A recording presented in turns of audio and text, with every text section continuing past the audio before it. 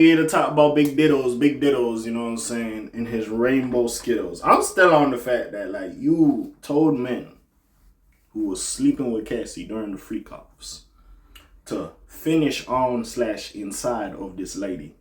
And for you went in the other room with Shorty and you made her rub that shit on your nips. Hey, listen, the rumors that Diddy was gay, hey, at this point is proven.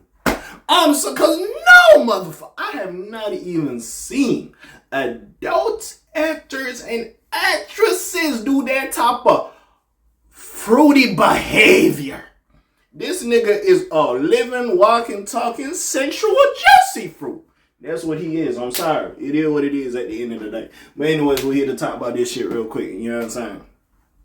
So in this, another excerpt of Cassie's testimony, she alleges Diddy rushed out of a freak off to confront Suge Knight. Now, first of all, I don't know like what type of beef niggas that now. If you don't know, the whole Suge Knight and this shit is documented. If I'm going to give you a little history lesson, at the time there was Death Row Records, Suge Knight, Tupac, all them was over there, and Biggie had Notorious B.I.G. R.I.P. to both Tupac and Biggie Smalls. Now, you know, they had some beef. They was cool at first. They had some beef with each other, and it got to the point where Tupac did pass away. We don't know exactly what's happening. You see in the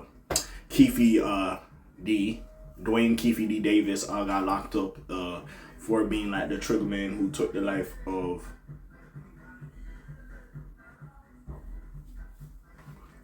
Pac or whatever have you, you know what I'm saying? Sorry, I heard some music in the background. I'm like, hey, who jamming, who jigging? But anyways, with that being said, that little situation did happen.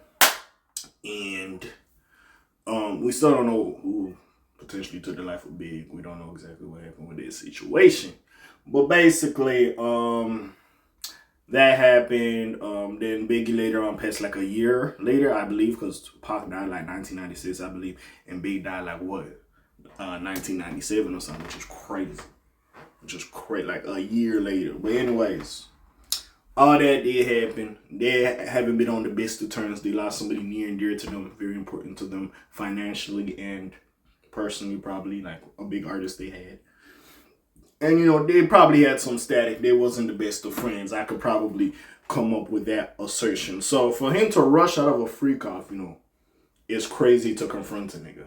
Also, imagine, being Suge Knight chilling and you see Diddy just lathered in what you might assume is lotion or he sweated. No, it's baby oil confronting you. If this nigga at this point is a human slip and slide trying to talk to me, I would be like, nigga, what is you doing? What conversation can be had at this moment you couldn't wait to at least dry yourself off? But anyways, let's just get into it. I ain't here to waste too much of your time. Like and subscribe. Help your boy out. Y'all know what it is. But anyways, Cassie's alleged that Diddy once abruptly left one of his freak-off parties upon learning that Suge Knight was at a nearby diner, according to the Washington Post. She claims he gathered up a posse to find him and took off, leaving her terrified as to what might happen. She states, I was crying, I was screaming. I was like, please don't do anything stupid, Cassie testified during the Bad Boy Mogul's criminal trial. This is the one thing, because Cassie also said while testifying that she really has no hatred towards Puff for all the bullshit that happened.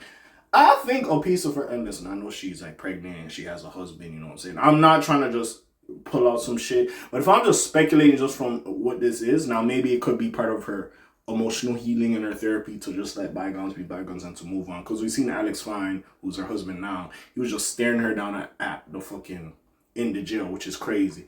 By the way, the nigga who's doing the sketches, the stenographer or whatever the fuck you call them niggas, bro, you making this shit look bad. Like, I don't know who the fuck is doing the sketches. This shit look terrible. This looks like some Friday, what's it called? Some Elm Street type of shit, bro. This look like, I ain't gonna say, I ain't gonna do this because I can't draw, so I ain't gonna say none of my damn self. But anyways, it's just crazy for me to see this. I think she still has some sort of love with him. You gotta understand, at the time, and say she was in a Stockholm situation, at the time she met dude or dated dude, she was 19. By the way, you know what's crazy? That people are saying that she was dating Ryan Leslie. Now, I don't know how old Ryan Leslie was at the time, but that is insane to me that, hey, you had like whatever situation you had with Ryan Leslie. Diddy took your ass away from Ryan Leslie. You doing all this, but like, bro, that isn't good. What's also crazy is the fact that he hired a personal trainer for her, maybe, or even him. And then, yeah, that nigga ran off with her. That is also crazy as well. I'm not gonna lie. That is a little bit crazy. But anyways, let's get back to this. Yeah, to me, it looks like she still got like some love for him. I get it. 19, even though he did some fucked up shit, I could kind of see that. But anyways. What was I at? As caught by Inner City Post. I was really nervous for them. I don't know what they were going to do. Right. Additionally, she recalled. I think I covered this as well. Not like Cassie knew, but yeah. Apparently, Diddy just be doing free coughs in his leisure time and then go confront niggas with beefs. But anyways, whatever.